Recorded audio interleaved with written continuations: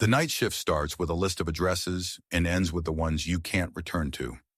I've been a paramedic for 12 years, long enough to know what the city looks like from the level of knees and losses. We measure time in sirens and sandwiches. We measure success by what the radio doesn't say after we hand a life to the fluorescent people. You learn to live on the shelf between the moment something breaks and the moment someone admits it. My wife used to say that's why she loved me, that calm on the edge of other people's disasters. You arrive and rooms behave, she'd tell our friends, proud like it was a skill she could put in a vase. Maybe I came to believe it too much. Maybe I started thinking I could make our house obey. Her name is Eva, was. The old tense is a door that sticks, and I still reach for the wrong handle sometimes.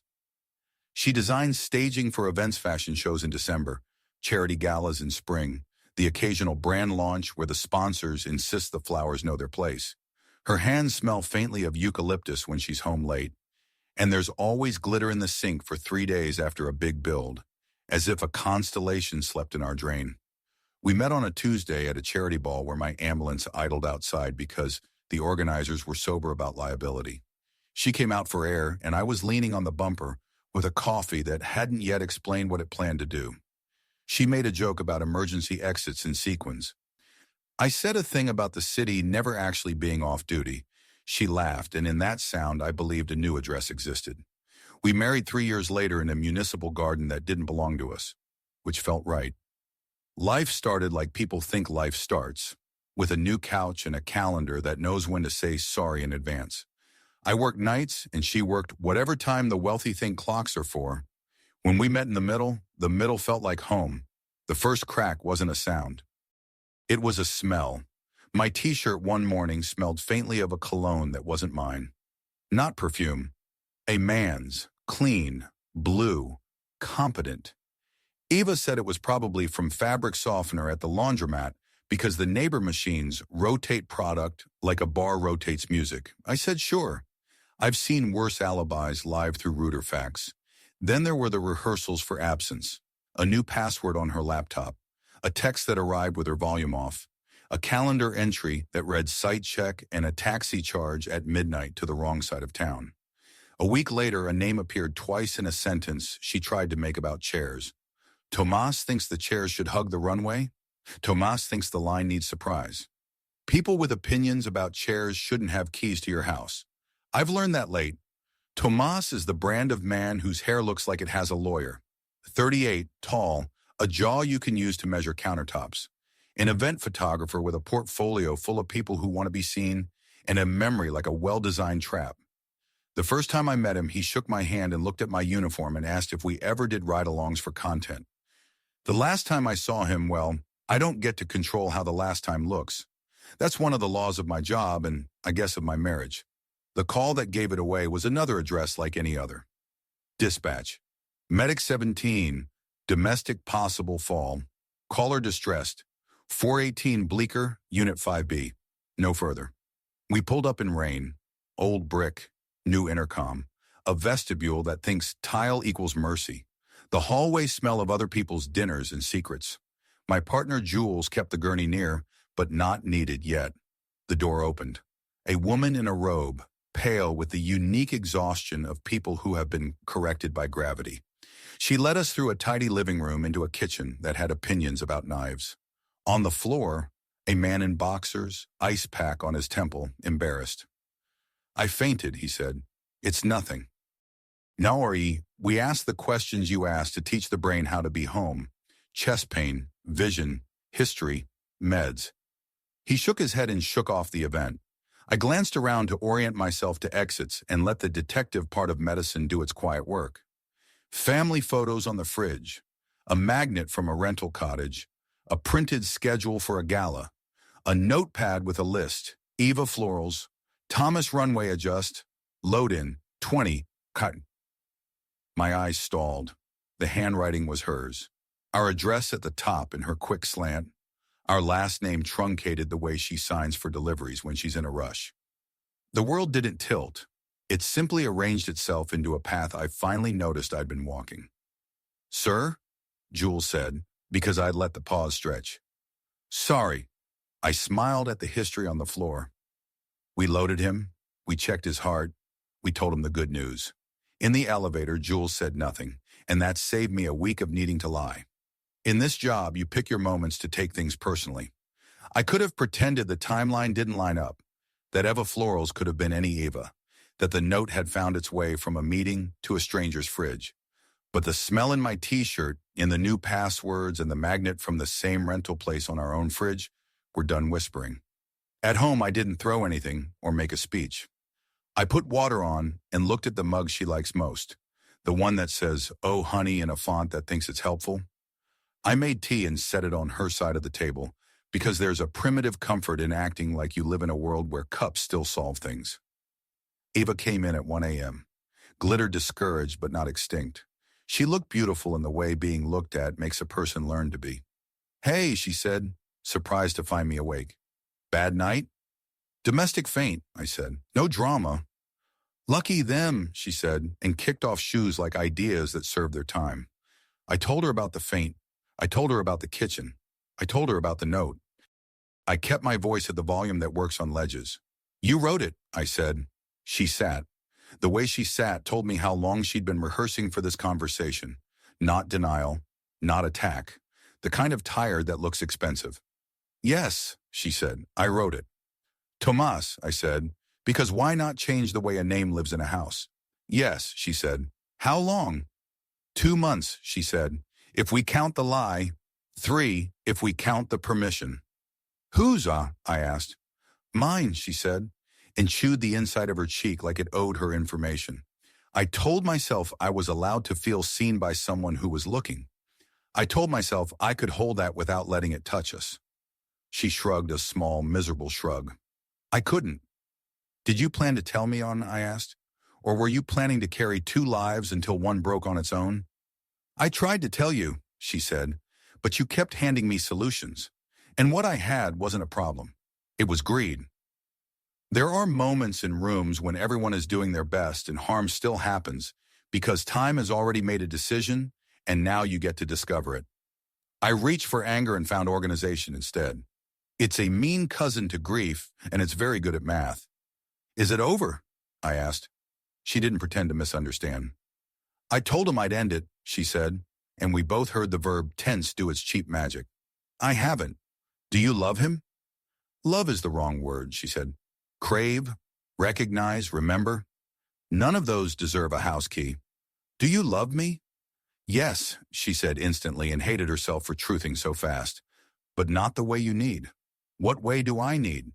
"To be chosen as the destination," she said, "not as the address where deliveries arrive." I laughed, the quick, empty kind, because metaphors are a poor weapon, and my job has taught me to be suspicious of them. "Will you leave?" I asked.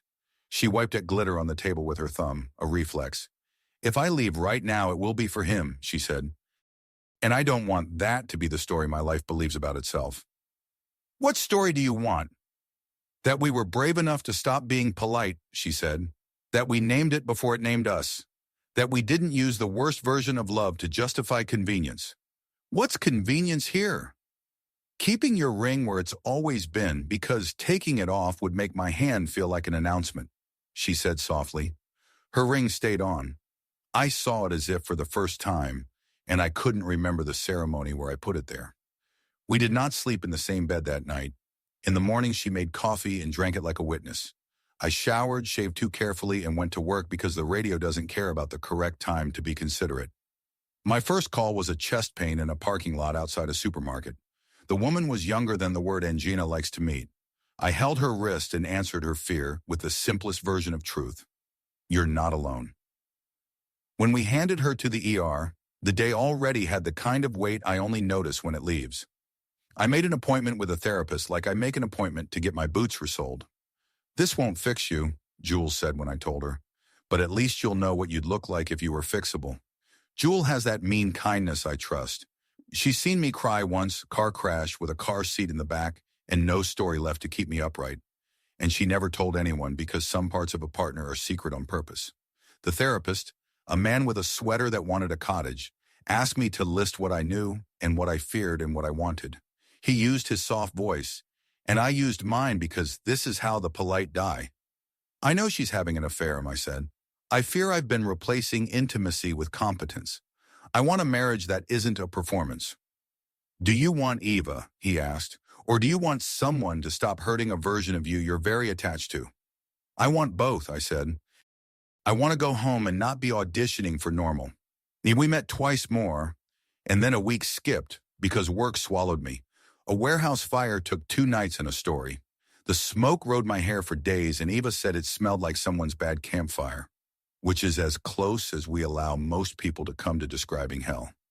When I got free, we tried counseling together. We sat on the same couch and tried to become a problem we could solve. Eva was honest and careful and gifted at making me want to be generous to her. I was honest and careful and gifted at using decency as a way to avoid being hurt in front of other people. We went twice. The 3rd appointment, she texted at the last minute. I can't. I'm at the site. I have to fix a thing I broke. I wrote back. So do I, and she hearted it because symbols keep working even when language fails. I didn't follow her with my body.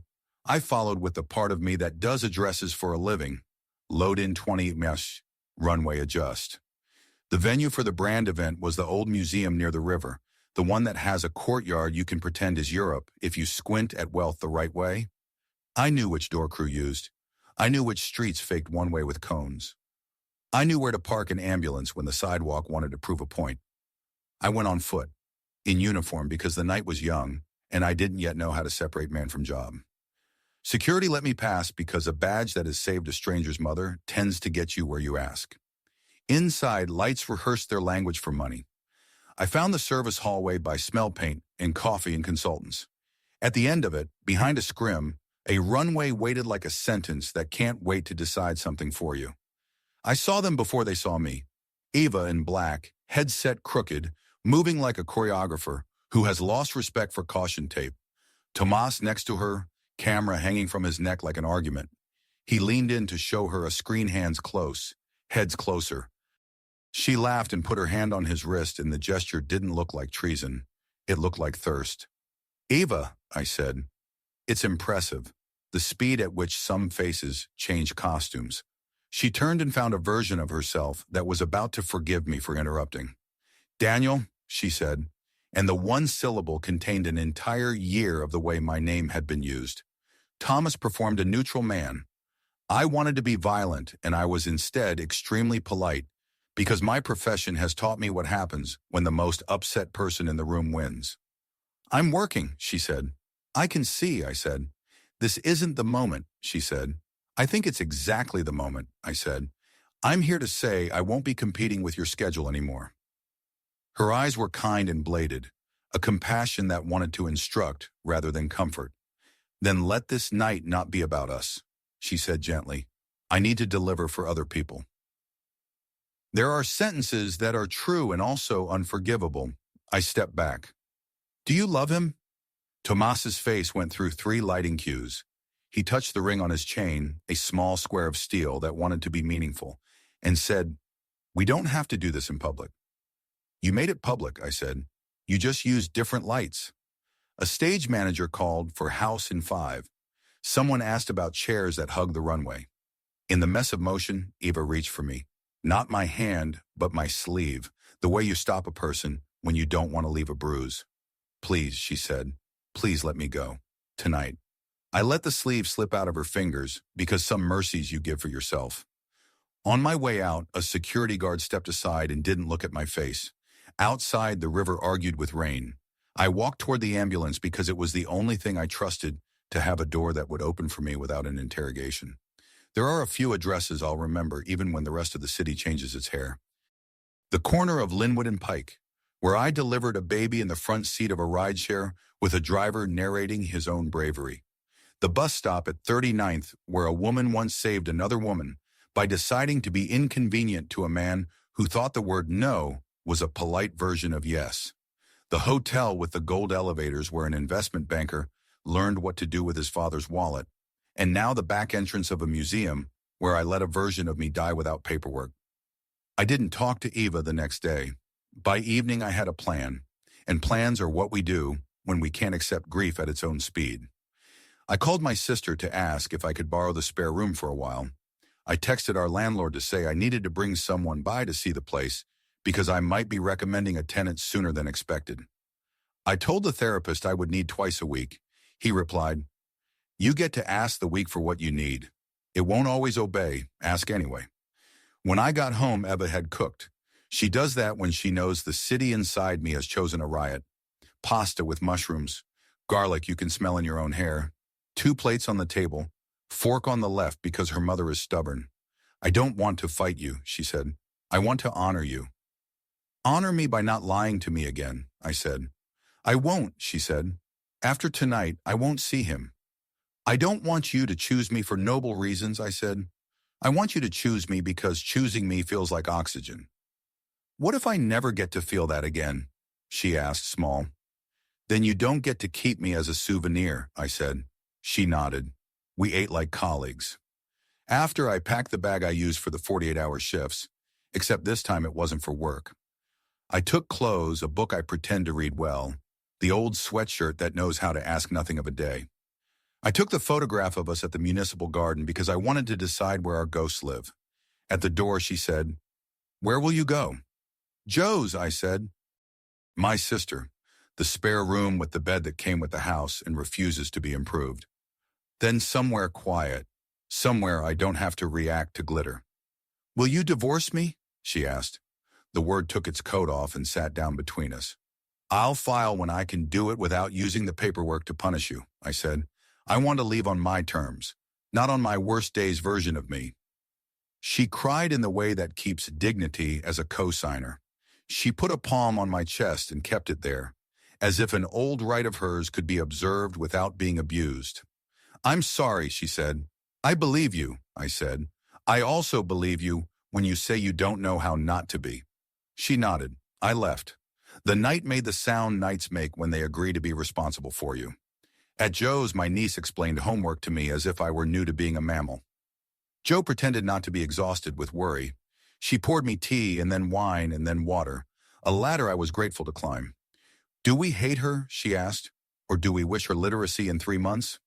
"Both," I said, in that order. Next day, the city did its worst thing, and I had to be good at my job while my heart practiced tripping on itself. A multi-car accident on the freeway in rain, with a truck that thought physics should negotiate. We triaged.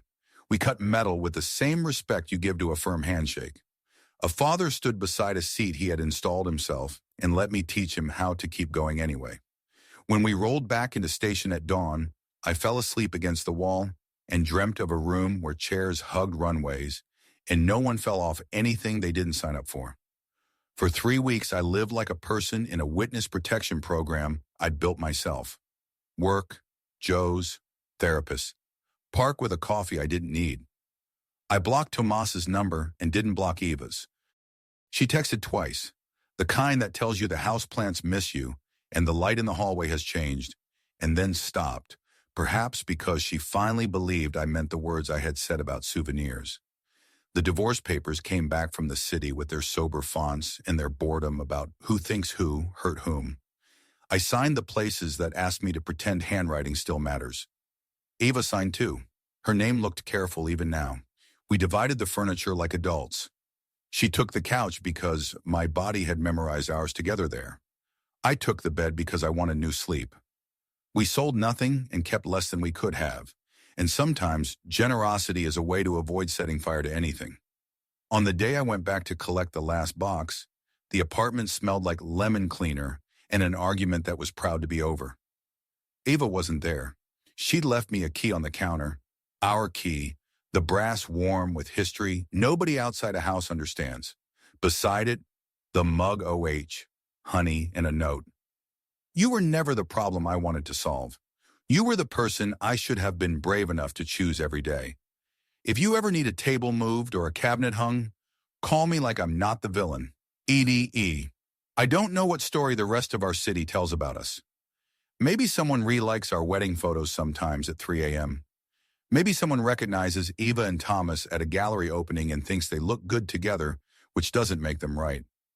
I know my sister stopped keeping wine in her house after I left because she didn't want to become the place grief knew how to order by the bottle. The ring sits in a ceramic dish by my bed. Some nights I hold it to remember my hands know how to carry a thing without closing around it too hard. Most nights I don't.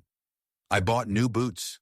I adopted a plant from the station because nobody else was going to teach it discipline. I learned to cook 2 dinners that don't embarrass me. I went to 2 weddings and didn't hate anyone's optimism. Once, about a month after the papers, we got a call to the museum. Worker down, back of house. Jules and I beat the engine by 2 minutes, and I told myself many things about how God isn't in the business of writing soap operas when he's busy preventing the small disasters he doesn't get credit for. In the service hall, a rigger with a leg at a bad angle, and the word stupid on his lips in a loop. We splinted, we calmed, we moved, we loaded. When I turned, Eva stood 3 yards away, headset around her neck. Nothing about her face hung like a question mark. She looked at the splint, at the rigger, at me. "You were always good in rooms," she said quietly. "It's a job," I said. "I know," she said. "That was the problem. I wanted that to be enough at home." "Did you get what you needed?" I asked, and I didn't mean the rigger. She was honest in that beautiful way that means nothing and everything at once. "For a while," she said. "Then I learned the thing people always learn. The person you use to get high eventually asks to see your face in daylight." "Are you happy?" I asked, hating myself for caring about the answer. "I'm trying to be honest," she said. "Sometimes that feels like the same thing." "Take care, Nun," I said, and I meant it in the only way that word is still useful. "You too," she said. "And if you ever stage a room, call me. I know where the flowers should go so they don't lie." I laughed. Jules raised a brow at me in the rig with the patient hooked to oxygen. "Because you can't take your life personally when we're still in the lane." And I told her later, and she said the only true thing about endings: they happen every day and never at the right time. A year on, my apartment fits. The plant knows my name. The city still lists addresses for me at inconvenient hours, and I still show up and ask rooms to behave. I carry a small notebook where I write down the sentences I used to try to fix with evidence. Fixable. How quickly I answer. The way I use competence to avoid being afraid. The habit of counting instead of choosing.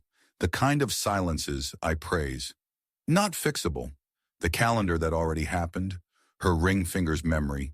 The smell of blue cologne on a shirt in a morning I quit. Last week I saw Thomas at a crosswalk. He was alone and the city did not lean to let him pass. He saw me and performed a nod that understood how to live in neighborhoods. I didn't stop. He didn't. The light changed. We went on. I wish I could give you an ending where I learned a big lesson in a small sentence. The truth is untidier. Love didn't leave my house because I put its chair on the curb. It moved into a smaller room and pays its rent on time. Trust didn't die. It moved neighborhoods and commutes now. Jealousy visits sometimes at hours I don't approve of. I let it on the porch and do not give it a drink. On some nights after a shift that took more than it left, I walk past the municipal garden where the fountain pretends permanence. There's a bench where we sat on our wedding afternoon with lemon cake on our fingers, and the kind of aim that embarrasses me now with its accuracy. I sit and let the city keep breathing, and I tell the younger man my present didn't destroy him. It made him into someone who knows how to carry endings without dropping them on other people's feet. The night shift still starts with a list of addresses. Occasionally one of them is my own, and the radio in my pocket reads out my name with the same indifferent kindness it uses for all the others. I go, I arrive, I do the work that names me. I check the pulse, I watch the room, I make the air honest again. Then I turn off the lights and leave it a little better than I found it, which is as much as anyone gets to do, even at home. If you made it to the end of this story, thank you. It means a lot. New stories like this one are posted every single day, so make sure you subscribe to the channel and turn on the notification bell so you never miss one. And if this story touched you, please give it a like. It really helps more people find our content.